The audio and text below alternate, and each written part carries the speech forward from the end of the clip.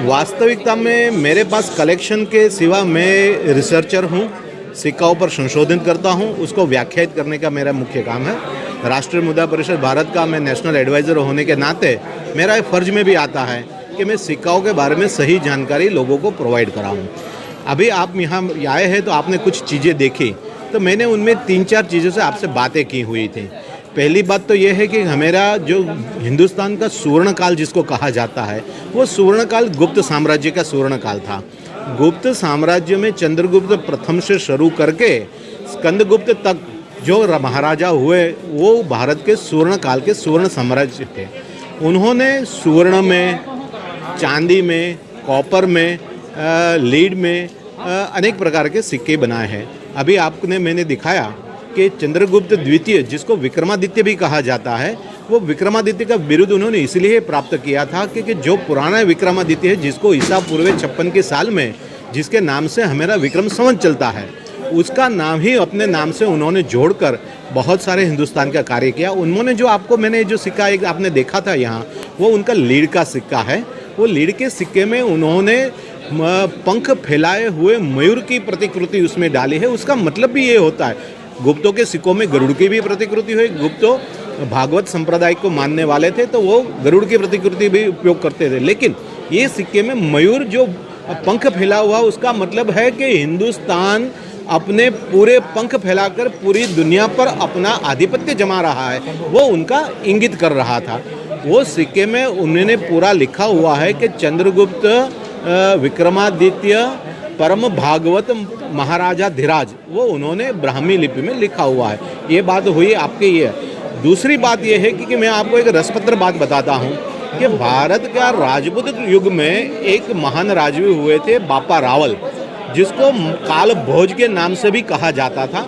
उन्होंने भारत की सीमा उत्तर में कंधार तक, काबुल तक, अफगानिस्तान तक फैलाई थी। ईरान के भी कुछ प्रांत पर बापा रावल ने कब्जा किया हुआ था। आपको मैं उसकी एक डॉक्यूमेंट्री बात बताता हूँ कि बापा रावल का एकमात्र ज्ञात सिक्का हमारे इतिहासकारों ने ढूंढ निकाला है, लेकिन वो सिक्का हमारे एक महान इतिहासकार और महान रिसर्चर भगवान दास इंद्रजी नाम के एक बहुत बड़ी हस्ती हुआ करती थी, हमारे भी वो पूजनीय है।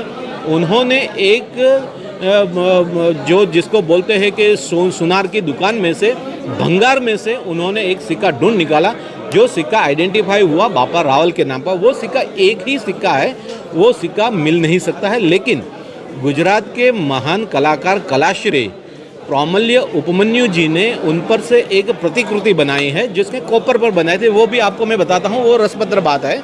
ये उनकी प्रतिकृति है। ये प्रतिकृति में बापा रावल का सिक्का उन्होंने आइडेंटिफाई किसके उसको बनाया है, जिसमें यहाँ लिखा है श्री बप्प। श्री बप्प का मतलब होता है श्री बापा।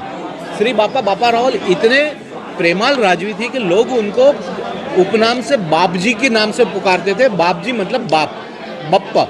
तो ये उन पर यहाँ श्री बप्प लिखा हुआ है। यहाँ उसने शिवलिंग की कृति है जो आपने अभी इसको लिया, तो वो उनका बहुत रसपत्र बात है।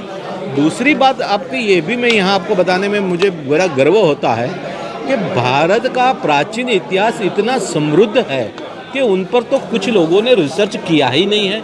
मतलब मेरा कहने का मतलब है कि हमने अभी 10% भी उन पर हम लोगों ने काम नहीं किया है। जैसे कि जनपद के सिक्के ईसा पूर्व 500 से लेके 600-700 के साल तक के हमारे जनपद के सिक्के मिलते हैं।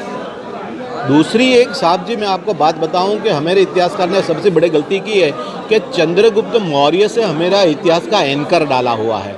वो वास्तविकता में गलत है, क्योंकि चंद्रगुप्त मौर्य की पहले भी नंद वंश के राजा हुआ करते थे, सप्तनंद के भी हुआ करते थे, शिशुनाग वंश के राजवय होता, तो मतलब उनके पहले भी बहुत सारे राजवी थे और उन राजवियों ने अपने सिक्के भी चलाए थे।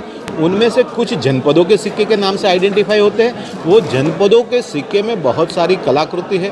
जैसे मैंने अभी बताया, मेरा एक व्याख्यान था, मैंने सोलंकी काल के सिक्कों के बारे में बताया, लेकिन मेरा आगामी प्रोजेक्ट है वो वही जनपदों पर ही है। मैं जनपदों को भी आइडेंटिफाई कर रहा हूँ, ऋग्वेद से, अथर्ववेद से, जैन साहित्य से और बौद्ध साहित्य में से 256 जनपद हमने आइडेंटिफिकेशन कर चुके हैं।